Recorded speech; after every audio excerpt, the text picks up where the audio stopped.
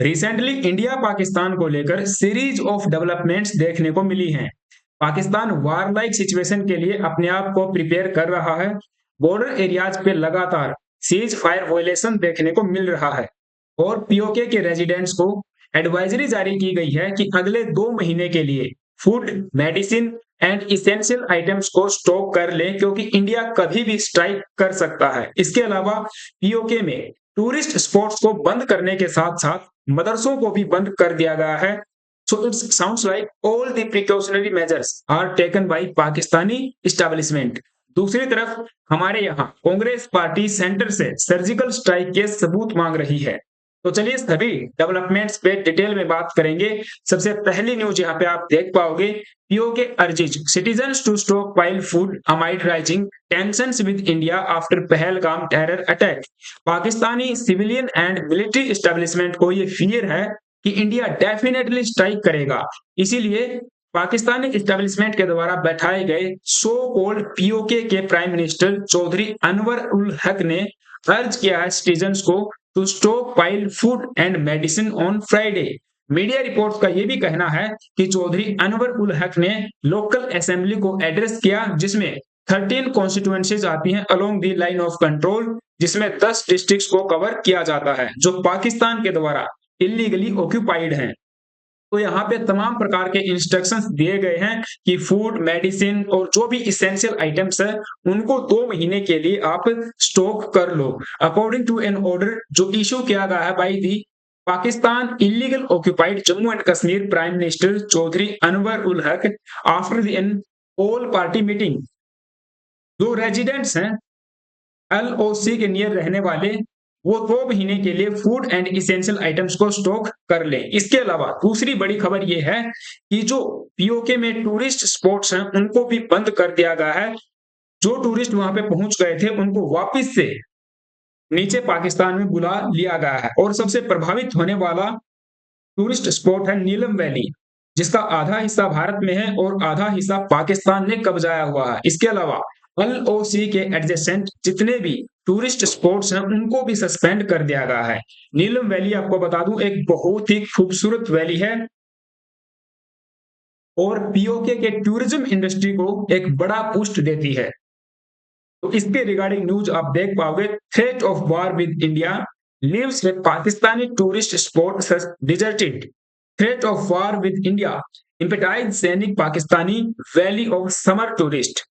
Media reports का यह कहना है कि समर में जो टूरिस्ट नीलम वैली और दूसरे एडजेसेंट एरियाज में पहुंचते हैं उनकी संख्या सालाना 3 लाख के आसपास है, जो पीओके की टूरिज्म इंडस्ट्री को एक बड़ा बूस्ट देते हैं। अब चूंकि पहलगाम टेरर अटैक के बाद हमारे कश्मीर की टूरिज्म इंडस्ट्री भी बैडली हिट हुई है, हमको भी मैसिव लॉस देखने को मिलेगा। तो दूसरी तरफ पाकिस्तान की जो एस्टेब्लिशमेंट है वो पीओके के टूरिज्म से मिलियंस ऑफ डॉलर कमा रही होगी, उसको भी बड़ा हिट होने वाला है, क्योंकि यहाँ की नेचर ब्यूटी को एंजॉय करने के लिए पाकिस्तानी नागरिक यहाँ पे आते रहे हैं। और जो नीलम वैली है ये मात्र 3 किलोमीटर है हमारे एलओसी से, लाइन ऑफ कंट्रोल से, और एक नेचुरल डी फैक्टो बॉर्डर का काम करती है बिटवीन इंडिया एंड पाकिस्तान। आप देख पाओगे इन तस्वीरों के माध्यम से कितनी खूबसूरत ये जगह है। और ये जो नदी बहती दिख रही है ये है आपकी कृष्ण गंगा नदी, और पाकिस्तान के लिए ये है नीलम नदी। हम भारत में इसको कृष्ण गंगा कहते हैं, पाकिस्तान वाले इसे नीलम नदी कहते हैं, जो इंडिया और पाकिस्तान के बीच में एक नेचुरल बॉर्डर का काम करती है। आप देखिए जो इधर वाला हिस्सा है ये भारत के पास में है और इधर वाला जो हिस्सा है ये पाकिस्तान के द्वारा इलीगली कैप्चर किया हुआ है। तो यहाँ पर भी पाकिस्तान के टूरिस्ट आते हैं। और आपको बता दूं नीलम वैली नीलम डिस्ट्रिक्ट में पड़ती है, जो गिलगिट बाल्टिस्तान के साथ बॉर्डर शेयर करता है। यहाँ पे आप देख पाओगे ये है नीलम डिस्ट्रिक्ट, जिसे पाकिस्तान ने कब्जाया हुआ है। बिल्कुल ये हमारा हिस्सा है, आने वाले समय में ये भारत का एक अभिन्न अंग बनेगा। और नीचे जो 10 डिस्ट्रिक्ट्स पीओके के अंदर हैं जिनको पाकिस्तान आजाद कश्मीर कहता है, उन 10 डिस्ट्रिक्ट्स में से एक है। और यहाँ की जो जनसंख्या है वो भी 2 लाख के आसपास जो है बताई जाती है, जिनका महत्वपूर्ण रोजगार टूरिज्म ही है। तो ऐसे में वहां के जो होटलियर्स हैं होटल के ओनर्स हैं, उन्होंने कहा है कि हमारी टूरिज्म इंडस्ट्री इस बार बहुत ज़्यादा हिट होने वाली है, उसको बैडली जो क्राइसिस देखने को मिलेगा।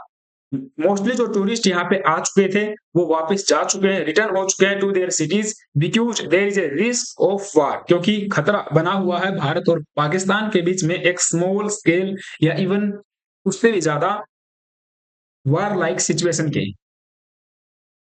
ऐसे में आप समझ सकते हो कि पाकिस्तानी इस्टेब्लिशमेंट के द्वारा भी इस पूरे रीजन को खाली किया जा रहा है और जो यहाँ के लोकल रेजिडेंट्स हैं, उनको बंकर्स में जाके रहने की भी हिदायत दी गई है। अगर कोई सिचुएशन यहाँ पे वर्स्ट केस सिनेरियो उत्पन्न होता है। दूसरा, इस पूरे रीजन में जितने भी मदरसास हैं, जो रिलीजियस सेमिनरीज हैं, उनको क्लोज कर दिया गया है। मीडिया रिपोर्ट्स ने बताया है कि टोटल 440 मीन्स 445 रजिस्टर्ड यहाँ पे मदरसा हैं, जिनमें 26,000 के आसपास आतंकवादियों को ट्रेनिंग दी जाती है।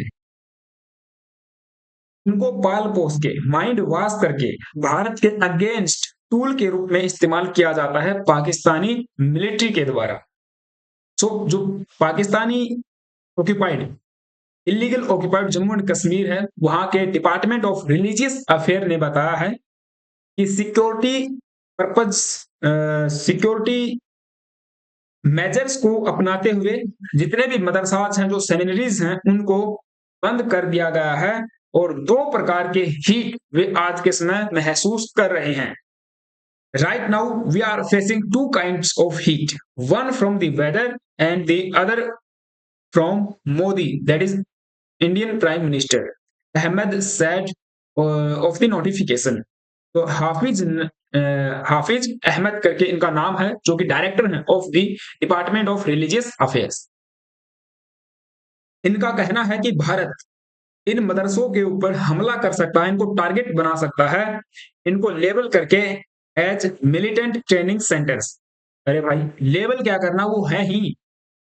आप देखोगे जितने भी मदरसे हैं, आप कहीं भी जा लीजिए, वहां पे रिलीजियस टीचिंग्स के साथ-साथ उनका माइंड वॉश करना और एक तरह से आतंकवादी गतिविधियों में लिप्त करना, ये भी सिखाया जाता है। वो एक एसेंशियल पार्ट है उस चीज़ का, वो टीचिंग्स वहाँ पे दी जाती हैं।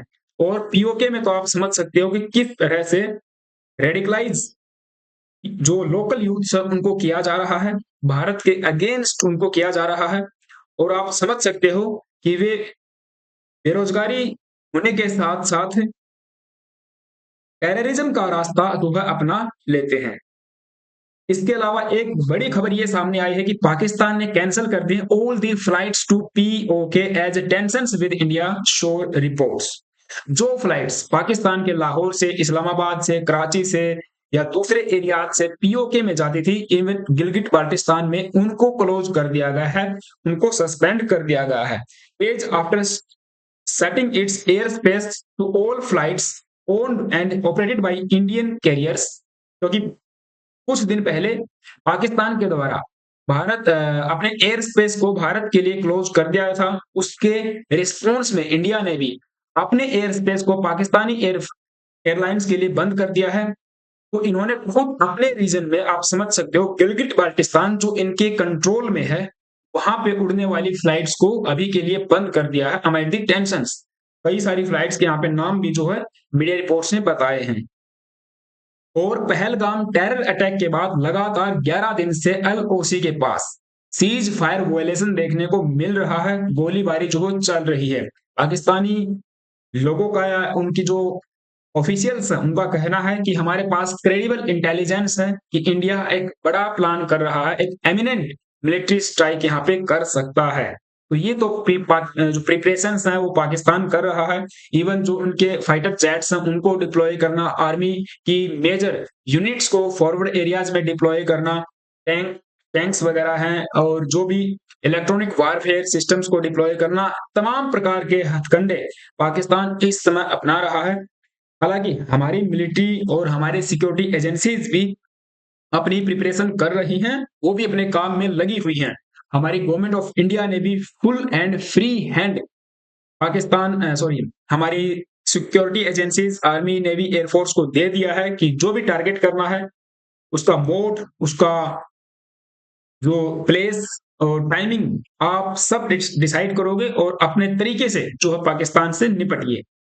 लेकिन दूसरी तरफ हमारे यहाँ इस पूरे मुद्दे को पॉलिटिसाइज कर दिया गया है, हम बात करेंगे। लेकिन उससे पहले आप सभी से छोटी सी रिक्वेस्ट है, यदि आप चैनल पे नए आए हो तो प्लीज एक सब्सक्राइब करके जाना।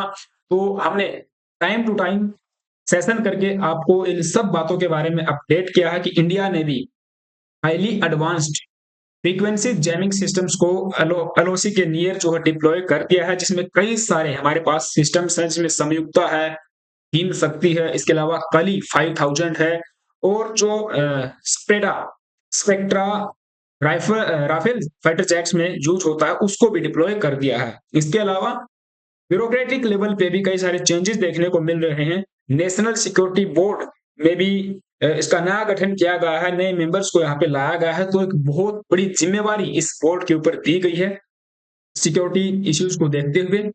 लेकिन यहाँ पे आप देख पाओगे मेजर कंसर्न ये बना हुआ है, कांग्रेस पार्टी के एक बड़े एमपी हैं जो कि पूर्व में पंजाब के सीएम भी रह चुके कुछ दिन के लिए, चरणजीत सिंह चन्नी। उन्होंने कहा है कि जो 56 इंच का सीना है वो अब कहाँ गया, और ये बताइए कि जो सर्जिकल स्ट्राइक्स आपने की थी उसके सबूत यहाँ पे दीजिए। बिल्कुल इन्होंने कैटेगोरिकली यहाँ पे प्रूफ मांगा है, claiming that the strike never happened.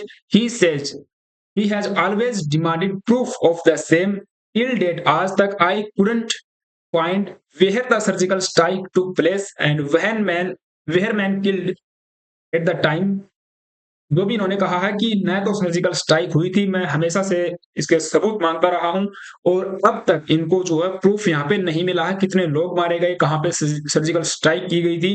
तो इस तरह से, और दूसरे जो बयानवीर नेता हैं, चाहे वो साउथ में हो या नॉर्थ में हो, आप देखोगे अपोजिशन और कांग्रेस पार्टी के जो बड़े-बड़े लीडर्स हैं, वे इसी तरह के बयान जो है दे रहे हैं कि कब पाकिस्तान पे हमला होगा, पाकिस्तान पे हमला क्यों नहीं किया गया है, और हमारी जो आर्मी एंड सिक्योरिटी एजेंसीज हैं, उनको भी सवालों के कटघरे में ये खड़े कर रहे हैं कि आप कब जो है बदला लोगे। अब वो तो उनका काम है, उनको लेने दीजिए ना।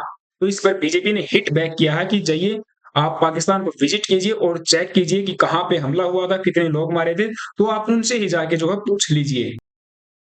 और इस पर कई सारे नेताओं के बयान जो है आ चुके हैं। आई होप कि आपने वो सब देखे होंगे, उनकी भाषा, उनकी लैंग्वेज किस तरह से वो इस्तेमाल कर रहे हैं, कैसा टोंट वो जो है मार रहे हैं हमारी आर्मी, सिक्योरिटी एजेंसीज और आर्म्ड फोर्सेस पे, तो वो सब आपने देखा होगा। मैं उनको कोट करना, आपका और मेरा वो टाइम वेस्ट होगा। तो जो भी डेवलपमेंट्स पे हमने डिस्कस किया है, आपका क्या मानना है मुझे कमेंट बॉक्स में जरूर बताना। हाँ, चैनल पे नए आए हो तो एक सब्सक्राइब करके जरूर जाना है। Thank you, have a nice day.